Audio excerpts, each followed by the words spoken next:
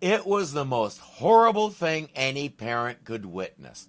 We were out for a bike ride. Our two older daughters were on their little bikes and keeping up with us, while 18-month-old Fauna Joy, as she goes by now on YouTube, was in a baby seat on the back of my wife's bike.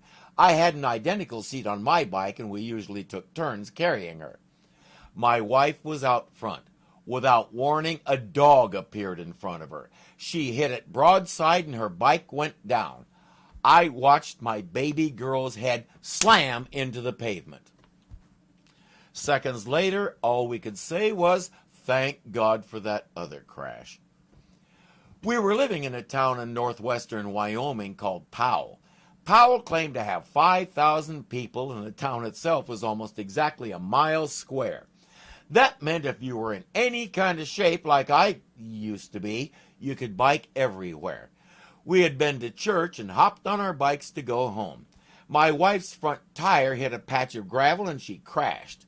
The baby was on my bike when that happened, thankfully. My wife came up saying, we need to get her a helmet. If she had been on my bike just then, yeah.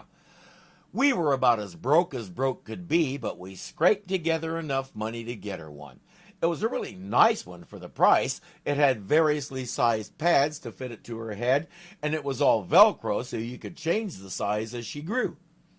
Yes, she was wearing her helmet when her mom broadsided a dog.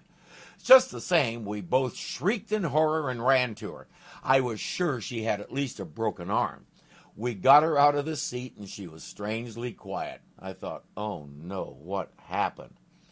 Then she looked up at us and smiled as if to say, that was interesting. What's all the fuss about?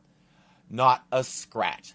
The helmet wasn't damaged. I even had the local bike shop inspect it to be sure. She used it for many more years. And I sort of became an evangelist for baby helmets.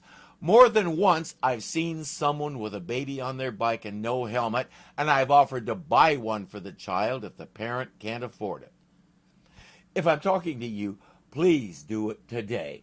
If I'm not talking to you, then I'm still talking to you, because keep your eyes open and help protect a child if you can. Because some of us have seen what can happen and how life-saving a helmet can be.